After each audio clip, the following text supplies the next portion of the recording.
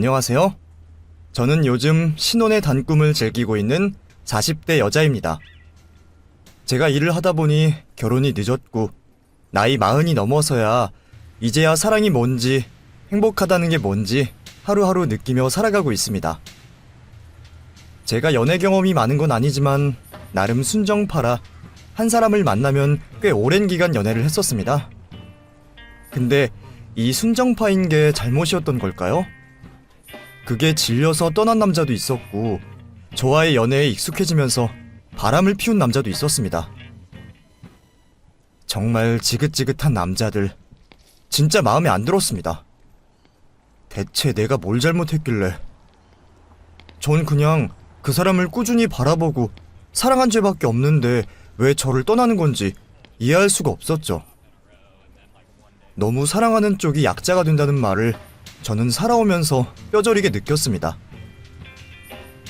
하지만 사람 본성이라는 게 있다 보니 잘 고쳐지지 않아서 저는 한번 사랑에 빠지면 그 사람에게 모든 걸 다 내어주게 됐습니다. 지금이야 몇 번 데이고 나서 그 버릇을 좀 고쳤지만 그때는 남자에게 간이고 쓸개고 다 내어주었죠. 솔직히 저희 집이 잘 사는 것도 아니고 굳이 따지자면 가난한 편이거든요. 지금이야 젊은 사람들이 창업도 많이 하지만 그때는 달랐어요. 제가 어릴 때부터 저희 부모님은 동네에서 작은 치킨집을 운영하셨는데요. 아빠는 배달을 하고 엄마는 닭을 튀기면서 저희 3남매를 먹여 살리셨습니다. 지금이야 프랜차이즈 닭집들이 많지만 그때만 해도 치킨집은 제 이름을 딴 은희통닭이라는 닭집이 하나라 꽤 장사가 잘 됐었습니다. 시내에는 프랜차이즈 닭집이 몇 개 있었는데 저희 동네는 좀 외져서 그런지 사람들이 시내까지 잘 나가지도 않았고 동네에 상점들이 많진 않았지만 그래도 있을 건 다 있어서 굳이 시내까지 나갈 일도 없었죠. 다행히도 저희 엄마가 손맛이 좋아서는 항상 가게에 오시는 손님들은 은희 엄마가 튀겨주는 치킨 아니면 다른 집 건 못 먹는다니까. 얼마 전에 내가 시내 나갔다가 치킨을 하나 사왔어. 우리 아들이 그 유명한 치킨집이 있다면서 거기서 먹고 싶다고 하더라고. 그래서 하나 시켰는데 아휴 어찌나 느끼하고 기름이 뚝뚝 떨어지는지 내 입맛은 너무 별로더라. 그리고 문제는 닭 냄새가 너무 나더라고. 밑간을 아예 안 한 건지 닭에서 아무 맛도 안 나더라고. 그걸 먹으니까 은희 엄마네 통닭이 얼마나 맛있는지 알겠어. 우리 아들은 그게 뭐가 맛있다고 참 이해할 수가 없어. 간혹 장사하는 사람들 중에 성의 없이 음식 파는 데가 많더라고. 라고 말을 하곤 했습니다. 그도 그럴 것이 저희 엄마 정말 음식에 진심이었습니다. 왜 요즘 식당에서 사장님들이 내세우는 문구 중에 하나가 내 가족이 먹는다는 생각으로 음식을 만들겠습니다 라는 슬로건을 많이 걸잖아요. 저희 엄마는 없는 살림에 빚까지 져가며 오픈한 가게라 그런지 정말 손님들이 먹다 남긴 걸 저희가 반찬으로 먹기도 했고 그날 소진하지 못하는 닭이 있으면 전부 밤에 튀겨서 다음날 학교에 가서 친구들이랑 나눠 먹어도 될 정도로 음식에 최선을 다했습니다. 항상 저희 엄마는 치킨에 밑간을 하면서도 여기가 아프다 저기가 아프다 쑤시네 저리네 라는 말을 많이 했었는데 그럴 때마다 제가 엄마 그럼 좀 쉬었다가 해. 어차피 사람들은 아무도 몰라. 엄마가 이렇게 고생해서 만드나 아니면 시내 치킨집들처럼 대충 닭만 갖다가 튀겨도 티도 안 나. 그 사람들 봐. 브랜드 치킨집 하면서 TV도 나오고 유명세는 다 타고 사람들이 줄 서서 먹잖아. 근데 엄마는 동네에서 그냥 작은 치킨집 하나 하면서 왜 그렇게 진심으로 장사하는 건데? 라고 묻곤 했었죠. 그럴 때마다 엄마는 제게 내가 못 먹는 걸 손님들한테 어떻게 먹이겠어. 그래도 이렇게 꾸준히 하다 보면 언젠간 사람들이 알아주겠지. 그리고 음식으로 장난치는 거 아니야. 나중에 벌 받는다 벌 받아. 진심으로 장사하다 보면 그래도 문은 안 닫겠지. 엄마랑 아빠는 이 치킨집이 전부라서 평생 이걸로 먹고 살아야 돼. 라고 하셨습니다. 그때 제 나이가 17살, 고등학교 1학년 때였는데 그땐 너무 철이 없어서 엄마 아빠가 힘들게 번 돈을 금고에 넣어두면 그걸 제가 꺼내서 남자친구한테 선물을 사주기도 하고 친구들에게 밥을 사면서 잘난 척을 하기도 했죠. 처음엔 1,000원, 10,000원이었는데 시간이 갈수록 점점 돈 욕심이 생겼는지 어떤 날은 간도 크게 3만원, 5만원씩 가져갈 때도 있었습니다. 엄마 아빠는 가게 문을 닫고 집에 돌아와서 정산을 하면서 여보, 근데 이상하네. 왜 돈이 자꾸 안 맞지? 당신이 뭐 잘못 계산한 거 아니야? 아니면 배달하다가 흘렀나? 이상해. 하면서 몇 번이나 돈을 계속 세셨고 아빠는 억울하다는 듯이 아이고, 내가 미쳤다고 배달하다가 돈을 흘리겠어? 여기 허리춤에 꽉 차고 있는데 돈이 어디로 새어나가? 말도 안 되는 소리 하지 말고 다시 세봐. 하면서 엄마를 나무랬죠. 그 돈은 제가 밖에 나가서 썼으니 돈이 맞을 리가 없었고 엄마 아빠는 평소 제 행실이 바르다 보니 의심까진 못하셨던 것 같습니다. 하지만 저희 치킨집이 잘 되는 것도 딱 제가 20살이 될 때까지였습니다. 제가 성인이 되면서 정말 프랜차이즈 치킨집이 우후죽순 생기기 시작했습니다. TV에서는 유명 연예인이 나와서 치킨을 먹는 광고를 하고 드라마 영화에서도 브랜드 치킨을 먹는 장면이 지속적으로 나왔습니다. 그러다 보니 사람들은 동네의 작은 치킨집들을 외면하기 시작했고 브랜드 음식점을 찾기 시작했죠. 고등학교 때처럼 엄마는 남는 치킨을 전부 집으로 튀겨와서 다음날 친구들이랑 나눠 먹으라고 저를 챙겨주셨는데 대학생이 되고 나서는 제가 학교에 치킨을 가져가면 처음엔 맛있게 먹던 친구들이 근데 너네 치킨집 이름 뭐야? 유명해? 하고 묻기도 했습니다. 그럼 전 그냥 은희통닭인데? 우리 동네에선 유명해. 뭐 어차피 동네 사람들밖에 모르긴 하지만 하고 말했더니 그 다음부터는 치킨 맛이 떨어졌는지 치킨을 가져와도 나 수업 있어서 같이 못 먹겠다. 미안, 다음에 같이 먹자 하면서 저를 피하는 게 느껴졌죠. 처음엔 정말 친구들이 바쁜 건 줄 알았습니다. 동아리 활동에 학과 활동에 알바를 해서 용돈도 버는데 굳이 눅눅해진 치킨을 먹을 이유도 없고 돈만 주면 더 맛있는 치킨을 먹을 수 있고 치킨 말고도 더 맛있는 음식들을 사 먹을 수 있는데 굳이 저랑 학교 식당에 앉아서 그걸 먹을 이유가 없었죠. 그렇게 저는 점점 친구들과 멀어졌고 저 혼자 점심시간을 보내는 일이 많아졌습니다. 알바를 해서 돈을 벌어도 친구를 안 만나니 돈을 쓸 일이 없었고 결국 제가 결심한 건 제가 어릴 때 부모님 돈에 손을 댄 것도 있으니 그냥 제 알바비를 모아서 부모님을 드리는 게 낫겠다라는 생각을 하게 됐습니다. 솔직히 훔친 돈이지만 빚이라면 빚이고 제가 지금 당장 큰 돈을 벌 수 있는 건 아니지만 그래도 부모님이 저를 키워주셨으니 이 정도는 용돈처럼 드릴 수 있다고 생각했거든요. 하지만 제가 버는 돈은 정말 적었어요. 많이도 아니고 한 달에 10만 원 정도를 부모님께 드렸는데 부모님이 처음에 제가 돈을 내밀자 정말 놀래면서 네가 돈이 어디서 나서 이걸 나한테 주는 거야? 하고 깜짝 놀라 묻더라고요. 말했잖아, 나 알바한다고. 많이는 아니고 그냥 살림에 보태라고 주는 거야. 어차피 동생들 아직 학생이라 돈도 많이 들잖아. 요즘 장사도 잘 안 된다며. 그냥 내가 큰딸이니까 효도하는 거라고 생각하고 받아.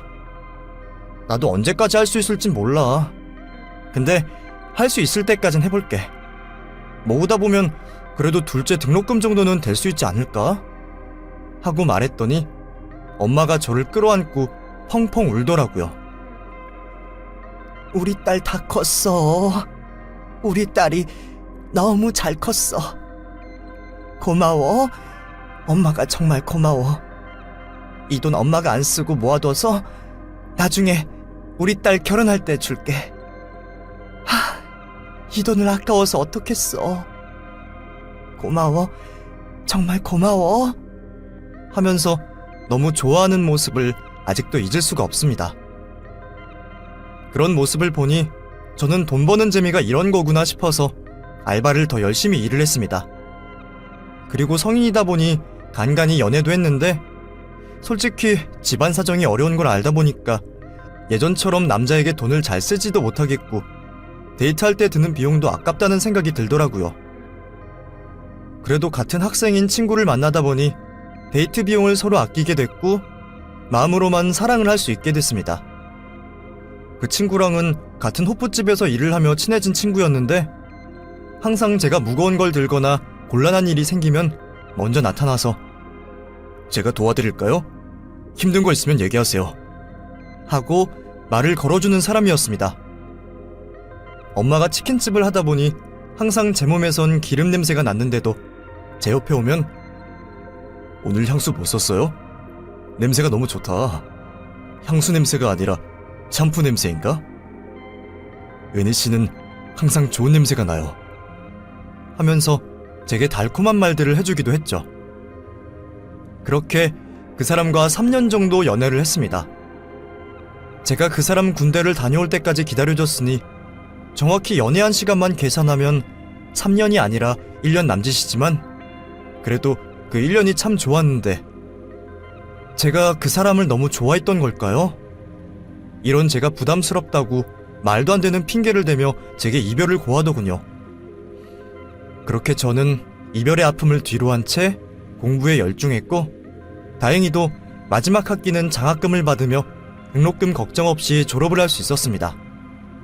솔직히 그땐 연애도 안 하고 오로지 빨리 취업을 해서 돈을 벌어야겠다는 생각 하나뿐이라 공부만 했던 것도 사실입니다.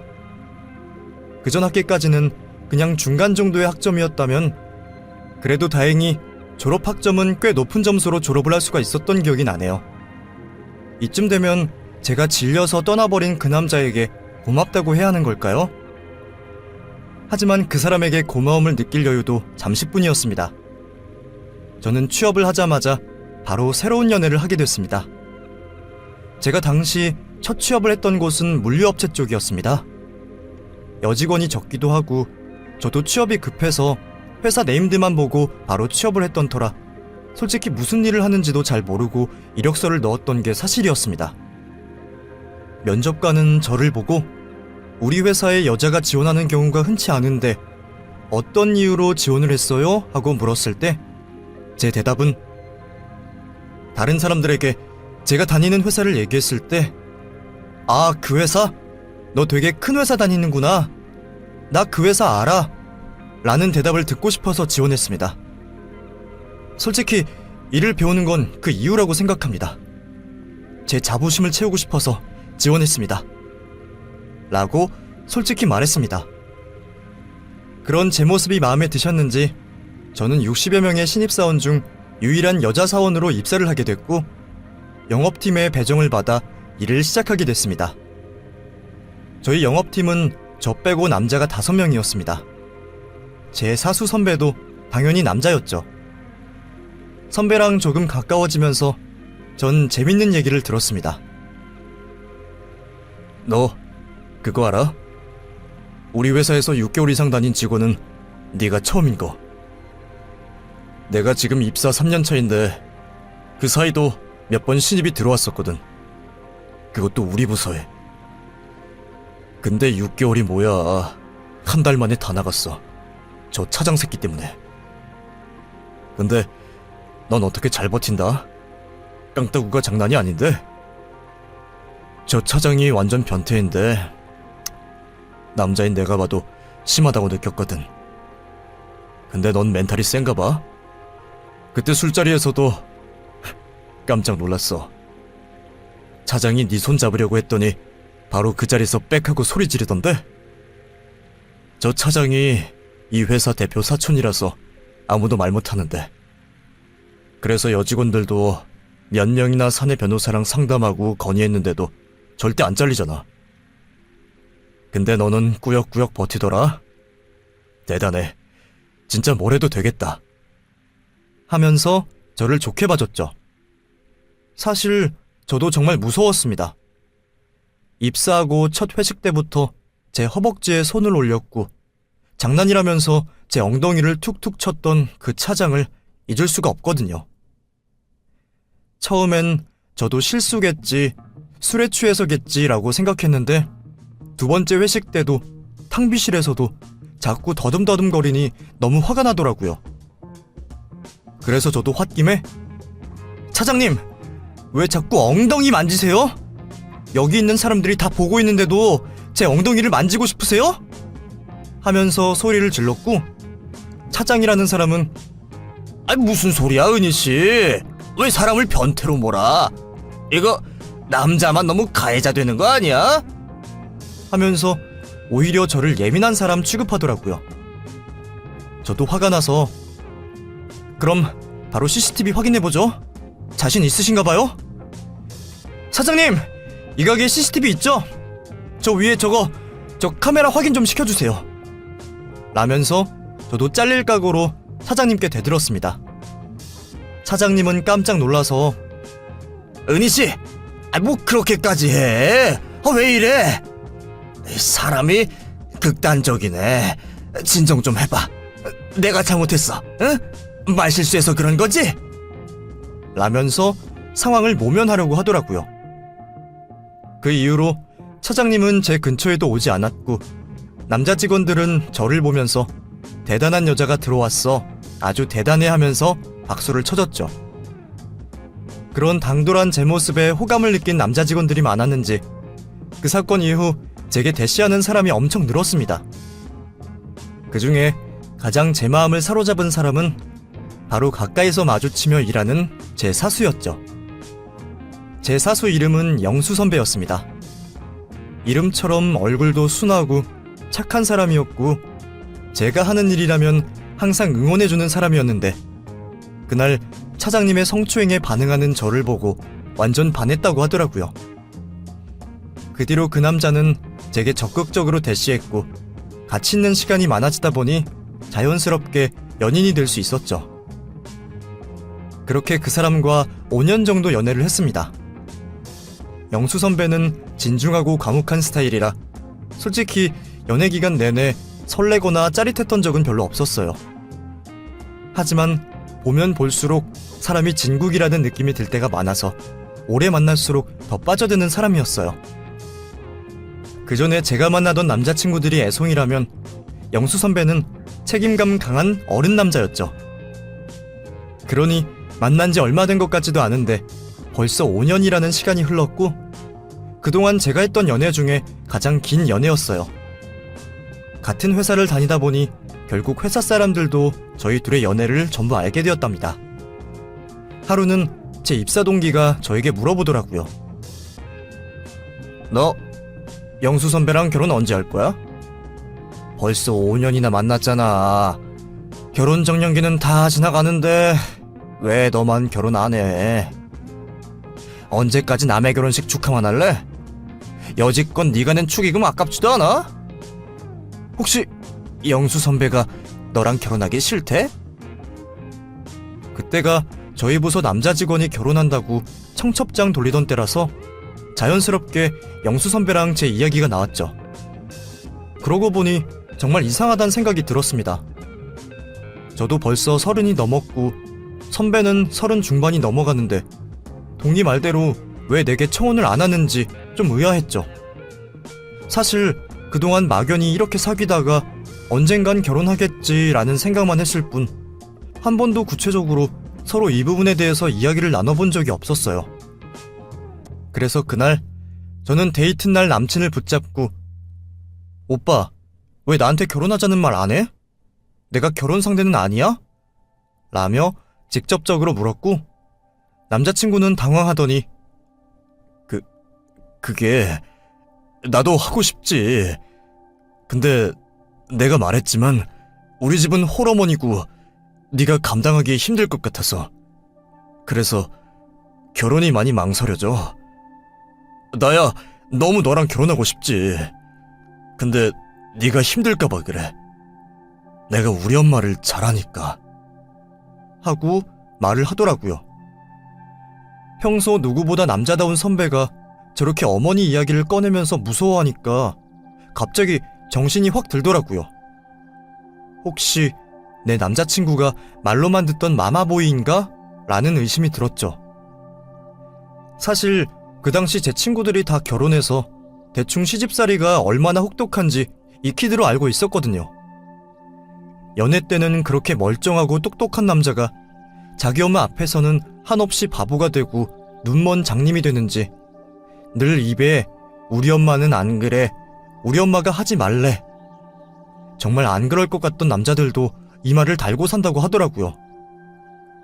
게다가 남자친구가 고등학교 때 시아버님이 돌아가셔서 홀시어머니 어렵게 자란 외동아들이었기에 안 봐도 고생길이 훤히 보였죠. 그래서 저희 엄마가 초반에는 결혼을 반대하셨어요. 제 남자친구는 너무 마음에 들어 하셨는데 홀시어머니의 외동아들이라는 게 너무 마음에 걸린다면서 결혼식 전날까지 제게 잔소리를 하셨죠. 저 역시도 제가 가는 길이 가시밭길이 될 게 분명했지만 그 당시 남자친구를 너무 사랑해서 포기할 수 없었어요. 그래서 제가 먼저 남자친구에게 그럼 우선 만나보고 결정하자. 평생 결혼 안 할 거 아니잖아. 설마 비혼이야? 아니면 난 그저 연애 상대인 거야?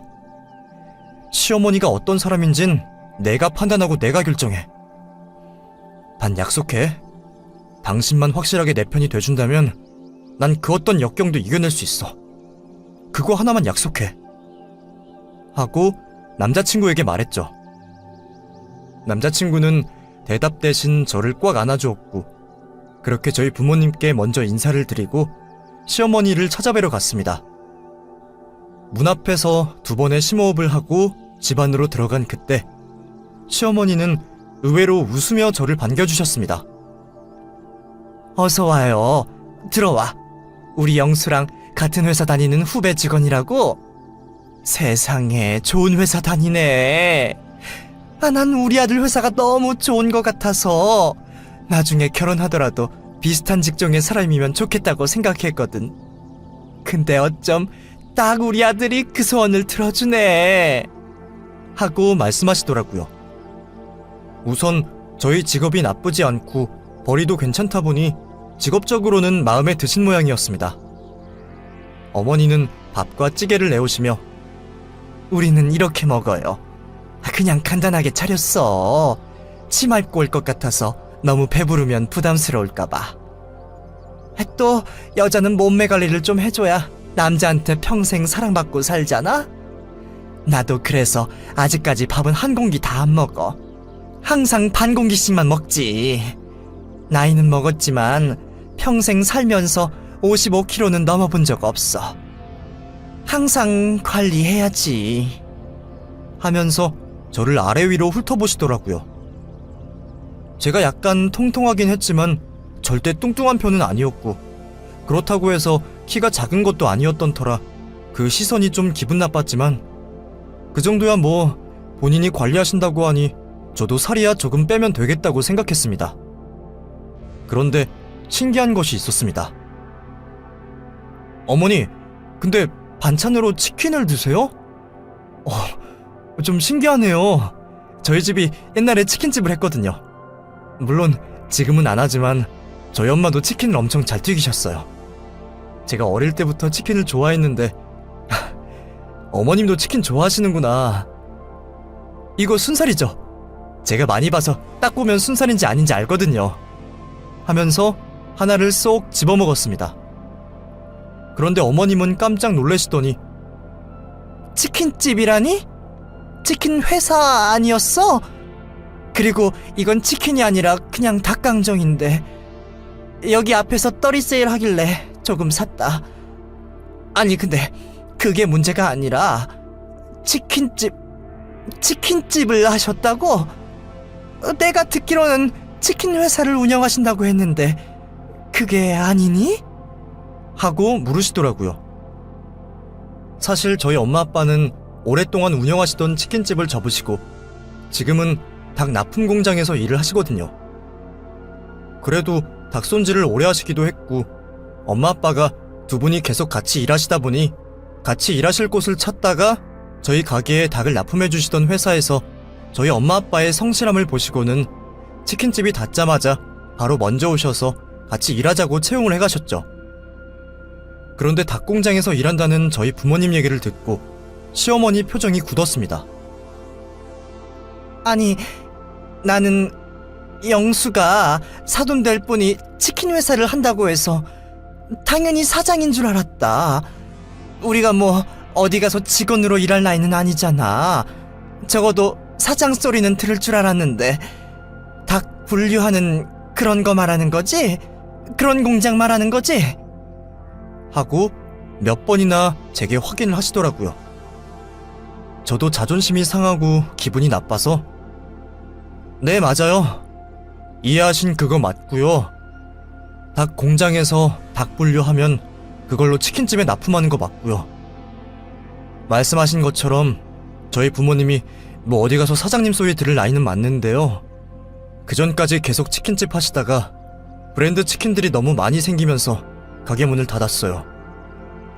그때도 저희 집 많이 힘들었는데 솔직히 제가 벌고 동생들도 버니까 그걸로 먹고 살다가 지금은 버젓이 취직하셔서 본인들 밥벌이는 하고 계십니다. 걱정하시는 게 뭔진 알아요. 근데 저희 부모님 저한테 손 벌리실 분들 아니에요. 제가 부모님께 용돈 드렸던 건 학생일 때 알바비 조금 드린 거, 그게 전부예요. 그 이후로 취직하고는 집에 돈 들인 적 없고 앞으로도 부모님은 받으실 생각 없다고 하셨어요. 하고 단호하게 말했습니다. 어머님은 제 말에 당황하셨는지 그래, 뭐 그렇다면 다행이구나. 나는 좀 걱정했어. 아니, 가난도 정도 것이지 우리 집이랑 너무 수준 차이가 나잖아. 네 시아버지가 일찍 돌아가셨지만 그래도 그분 업적이 대단하셔서 남겨두신 재산이 많아.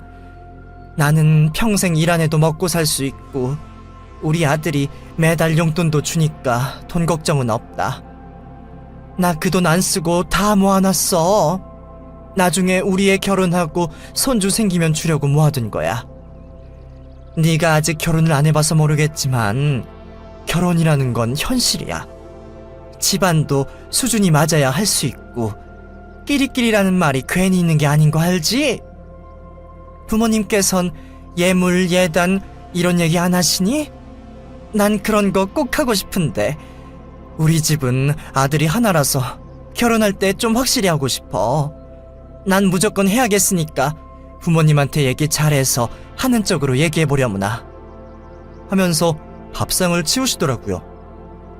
전 밥도 다 안 먹었는데 말이죠. 남친은 아무 말도 못하고 고개를 푹 숙였고 저희는 커피 한 잔 못 마시고 밖으로 쫓겨나듯 나왔습니다. 남자친구는 제 손을 잡고선 내가 말했지. 내가 왜 결혼을 망설였는지. 사실 전에 만났던 여자 엄마 때문에 헤어졌어. 내가 많이 좋아했는데 그 여자가 도저히 우리 엄마를 마주보며 살 자신이 없다고 하더라. 그래서 그동안 너한테 청혼 안 한 거야. 미안해.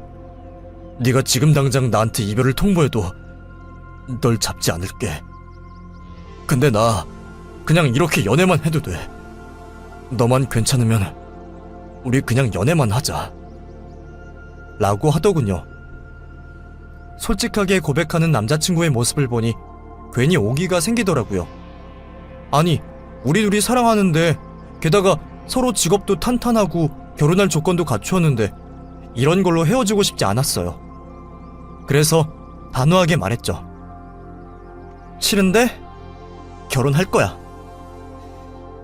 어머님 귀여우신데 힘이 좀 들긴 하겠지만 그래도 충분히 내가 감당할 수 있을 것 같아 하고 말했습니다. 솔직히 저렇게 돈 밝히는 사람 제가 한두 번 본 것도 아니고 그 전에 이미 남자친구들을 사귀면서 부모님들도 만나봤던 터라 저희 집안에 만족하시는 분은 한 분도 안 계시다는 거 알고 있었습니다. 저희 집이 많이 부족하다는 것도 알고 있었고요. 물론 저렇게 면전에 대고 직접적으로 욕을 하시는 분은 처음이라 좀 당황했지만 저 나름대로 마음의 준비를 하면 그래도 버텨낼 수 있을 거라 생각했죠. 제가 일하는 회사가 물류업계 영업 관련 업무인데요. 그래서 여지껏 일하면서 온갖 갑질하는 진상거래처 사장님들 많이 상대해봤어요. 그러니 시어머니의 저런 행동은 저한테 애교 수준이었죠. 만약 제가 대학을 막 졸업한 20대 초중반이었다면 똑같은 상황에서 도망갔을지도 몰라요. 하지만 그동안 영업직으로 회사 생활하면서 갈고 닦은 말빨과 처세술이 있었기에 남자친구만 제 편이면 무서울 게 전혀 없었죠. 그래서 저를 만나기를 거부하시는 시어머니 댁에 얼굴에 철판 깔고 찾아가고 싫다고 하시는 분에게 계속 결혼하겠다고 통보했죠. 남자친구도 그런 제 모습이 좋았는지 의외로 시어머니 편이 아닌 제 편을 들어주더라고요. 자식 이기는 부모 없다는 말처럼 남자친구가 완고하고 결혼을 고집하고 준비를 하니 시어머니도 결국 두 손 두 발 다 들고 승낙을 해주셨어요. 게다가 처음에 요구하셨던 예물과 예단은 남자친구가 정말 어렵게 설득해서 모두 생략하기로 하고 식만 올리기로 했죠. 그렇게 결혼식을 일주일 정도 앞둔 평일날 시어머니에게 문자가 한 통 왔습니다. 퇴근하고 잠깐 보자. 우리 집 근처 카페로 혼자 와라 하고 제게 문자를 보내셨더라고요. 솔직히 긴장됐습니다. 밖에서 어머님과 단둘이 만난 적도 없었고 저한테 따로 만나시자고 한 게 처음이라 떨리더라고요. 제가 도착했더니 어머님은 이미 와 계셨고 제가 앉자마자 내가 생각을 해봤는데 그래 뭐 영수 말 들어보니 요즘 신세대 엄마들은 주고받고 이런 거 안 한다더라. 인정. 그래. 인정할게. 나도 어디 가서 늙었다는 말 듣기 싫고 최대한 너랑 불편하게 지내긴 싫으니까. 근데 나 우리 아들 정말 혼자서 열심히 키웠어. 뭐 아들 가지고 장사하냐라고 하면 할 말 없다만 난 받을 건 받아야겠어. 솔직히 우리 아들 나한테 한 달에 150만 원씩 용돈 주고 있다. 그게 적은 돈 아니라는 거 알아. 그리고 나도 그 돈 전부 모아두고 있다. 다시 너네한테 돌려줄 거고 어차피 그 돈 다 너네 거나 마찬가지야. 그래서 말인데 네가 받는 월급 있잖니? 너도 우리 영수만큼은 받을 거 아니야. 여자라서 좀 덜 받아? 뭐 정확한 금액은 모르겠다만 네 월급을 나한테 보내는 건 어떨까? 어차피 너도 적금은 들 테고 우리 영수가 돈을 적게 버는 것도 아니고 예단도 안 하는데 내가 그 정도는 요구해도 되는 거 아닌가 싶은 생각이 들더구나. 아니 솔직히 다른 집 보니까 예단으로 몇 억을 해오기도 하고 뭐 잘해오는 집들은 큰 건물 같은 것도 주고 그런다더라. 그게 아들 키워준 값이라고 생각한다는데 빈손으로 우리 아들 데려가는 건 좀 아니잖아? 그러니까 천천히 예단이라고 생각하고 나한테 갚으라 이 말이야. 물론 이건 아들한테 비밀인 거 알지? 라면서 저를 살살 꼬시더라고요. 솔직히 좀 웃겼습니다. 어머님 말대로 아들로 장사하는 것도 아니고 이게 뭐하는 짓인지. 근데 저는 바보처럼 거기서 쫄았는지 어머님 말에 말대꾸도 못했습니다. 그냥 아무 대답도 하지 않았고 어머님은 그럼 이건 너랑 나와의 약속이니까 난 그렇게 알고 결혼식 준비한다. 말 바꾸면 혼인신고 못하게 할 거니까 그렇게 알아. 결혼식만 올린다고 해서 부부가 아닌 건 알지? 만약 니들이 내 말 무시하고 혼인신고하면 나중에 남편이 영수에게 물려줄 유산 모두 기부할 거니까 그런 줄 알고 있어. 그럼 난 오케이 한 걸로 알고 결혼식 날 보자 하면서 계좌번호가 적힌 종이를 던져놓고 유유히 빠져나가더라고요. 그날부터 저는 혼란스러워졌습니다. 결혼식은 바로 코앞으로 다가왔는데 괜히 남편에게 이 사실을 말했다가는 분위기 개판으로 될 것 같고 또 아버님이 남편에게 남겨준 유산이 애먼 곳에 갈 것 같아서 걱정이 되었죠. 정말 아무리 생각해도 제가 어떤 선택을 해야 할지 모르겠더라고요. 하지만 우선 이 사람과의 결혼은 꼭 하고 싶어서 일단 어머님께 무언의 승낙을 한 뒤 저희 부부는 결혼식을 성대하게 올렸고 많은 분들의 축하 속에 신혼여행까지 다녀왔습니다. 그리고 다시 회사 복귀를 해서 월급날이 다가왔습니다. 사실 결혼식을 하면서도 신혼여행을 가면서도 머릿속엔 온통 그 생각뿐이었습니다. 저희는 결혼자금도 반반으로 나눠서 했고 신혼집 대출도 같이 갚고 혼수도 같이 샀는데 왜 제가 시어머니에게 제 월급을 보내야 하는 건지 도저히 납득을 할 수가 없었죠. 아무리 적금이라고 생각한다고 해도 그걸 줄지 안 줄지도 모르고 이자도 없는 시어머니에게 그 돈을 왜 줘야 하는지 정말 좋게 생각하려고 해도 좋게 생각이 안 되더라고요. 결국 저는 남편에게 말도 못하고 참고 참다가 월급날 어머님께 3만 원을 보냈습니다. 솔직히 이건 저의 반항이었습니다. 제가 당시 월급이 300만 원 조금 넘었는데 그 당시 월급치고는 절대 적은 돈도 아니었고 저는 그 돈을 왜 줘야 하는지도 납득을 할 수가 없었기 때문이죠. 그런데 제가 3만 원을 입금하자마자 어머님에게 바로 전화가 왔습니다. 너 지금 이거 실수니? 아니면 고의야? 지금 너 나한테 3만 원 보낸 거 너 알고 있니?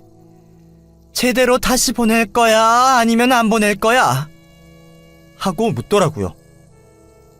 저는 아무 대답도 않다가 어머님의 독촉에 어머님, 근데 제가 왜 보내야 되는지 아무리 생각해도 모르겠고요. 솔직히 3만 원도 아깝네요. 하고 전화를 끊어버렸습니다. 어찌나 심장이 쿵쾅거리던지 그날 도저히 일을 할 수가 없어서 저는 회사에서 조퇴를 했습니다. 남편은 저를 보더니 집에 같이 갈까? 내가 데려다 줄게 라면서 이유도 묻지 않고 저를 집에 데려다 줬죠. 그리고 한숨 자고 일어났더니 저녁이 돼 있었고 씻고 소파에 앉자마자 문을 쾅쾅 두드리는 소리가 났습니다. 문 열어, 문 열어라. 나야, 문 좀 열어봐 라며 소리를 지르는 어머님의 목소리가 들렸습니다. 남편은 내가 나갈게 라며 저를 말렸지만 저와 어머님 사이의 일이니 제가 나가는 게 맞다고 생각했죠. 저는 남편을 뒤로 두고 제가 문을 열었습니다. 저희 신혼집에서 시어머니 댁은 1시간 거리. 저는 뭐라고 말해야 할지 머릿속에 생각을 하며 문을 열었는데 현관문을 열고 마주한 시어머님 얼굴은 처참했습니다. 무슨 이유인지 어머님은 화장이 다 번져서는 눈물 범벅이 돼 있었고 손을 벌벌 떨고 있더라고요. 어머니, 왜 이러세요? 무슨 일 있으세요? 하고 어머님을 집에 들였더니 어머님이 제게 작은 통장 하나를 내밀면서 여기 1억 있다. 내가 잘못했어. 이거 너한테 주마. 내가 그동안 모아둔 전 재산이야. 영수 아빠 그렇게 떠나보내고 나서 받은 사망보험금 내가 손도 안 댔다. 근데 이거 너한테 줄게.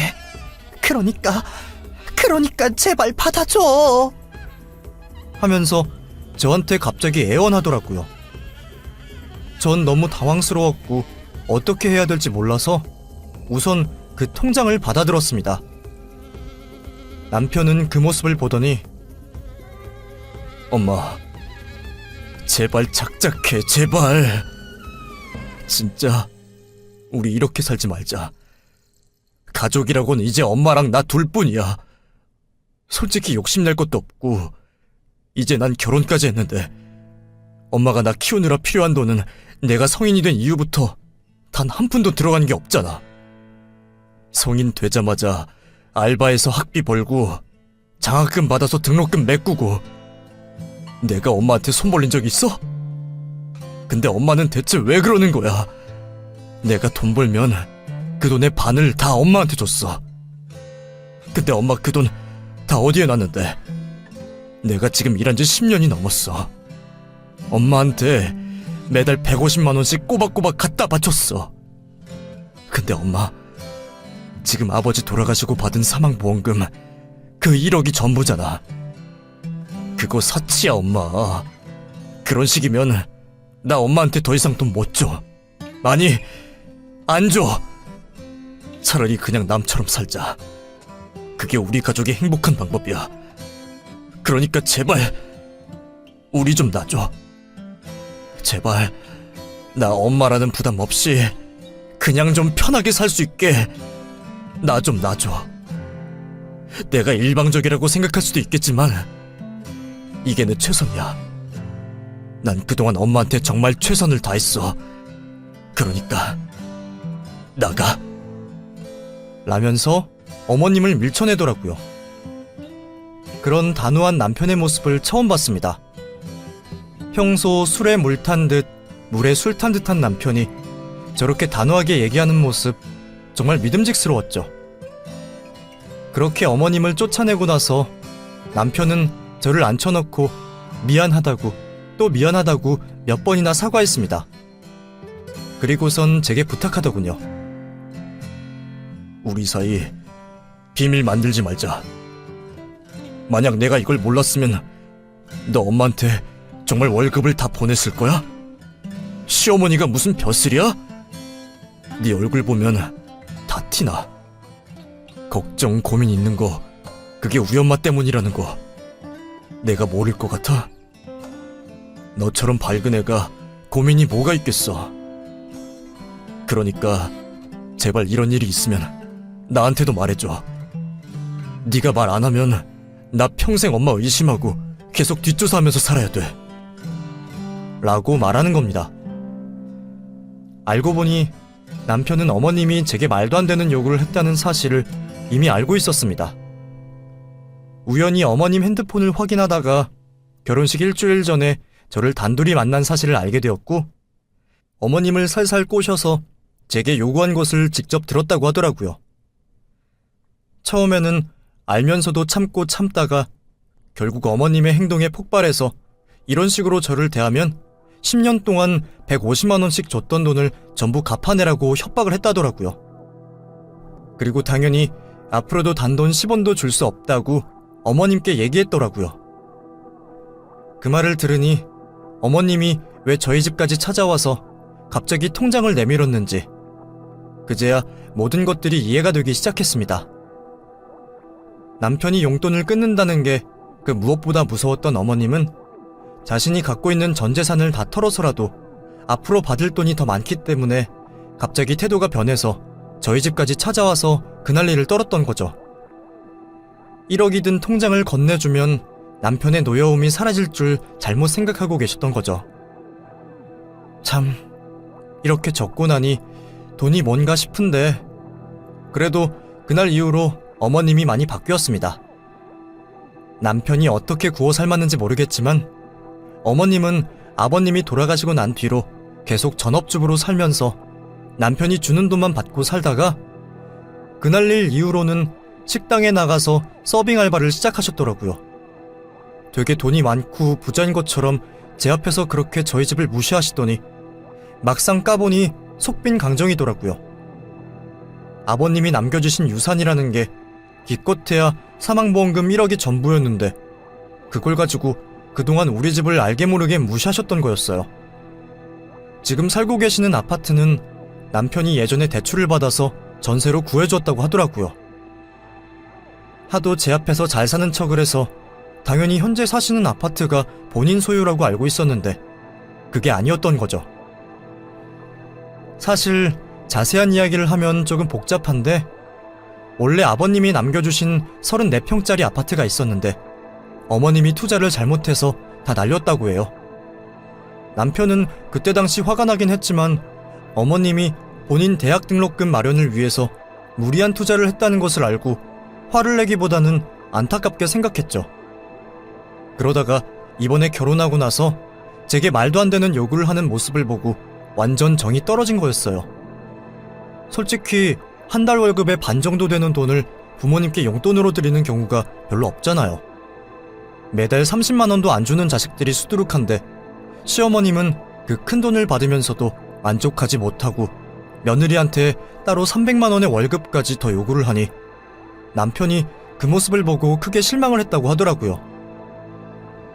게다가 과거에 한 번 진지하게 사귀던 여자를 시어머니 때문에 헤어진 적이 있어서 2번 다시 이런 짓 하면 엄마 얼굴 다시는 안 본다고 엄포를 놓고 있었는데 돈에 눈이 멀어 제게 말도 안 되는 요구를 또 했던 거죠. 정말 남편이 단단히 화가 났는지 그 사건 이후 어머님께 일절 용돈을 보내주지 않았어요. 저희 어머니 생신이 추석 즈음인데 그때 연락도 하지 않고 명절 당일날에도 찾아가지 않으니 많이 섭섭하셨을 거예요.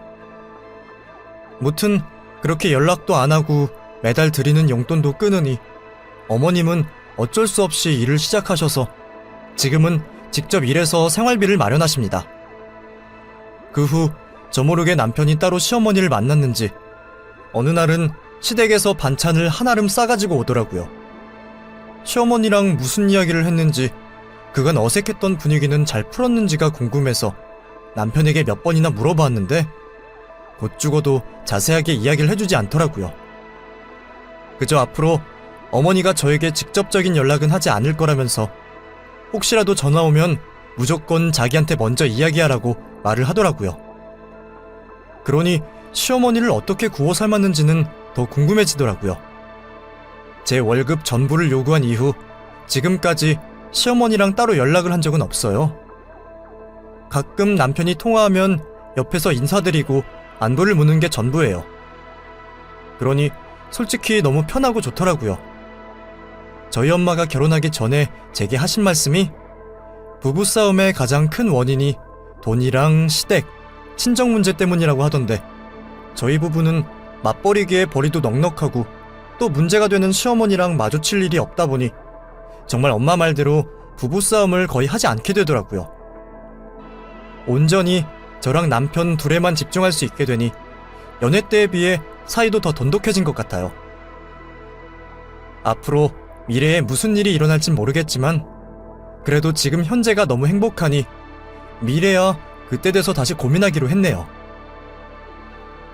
아들이 어머니를 꽉 잡고 있으니 시집살이도 없고 정말 이거야말로 행복한 결혼 생활이 아닐까 싶은 생각이 듭니다. 저 이 정도면 시집 잘 간 거 맞죠? 저희 부모님께도 너무 잘하고 다정다감한 남편, 앞으로도 제가 잘 챙기면서 저희 부부 행복하게 살아가겠습니다. 지금까지 긴 사연 들어주셔서 정말 감사드리고 다들 좋은 일만 가득하시길 바랍니다.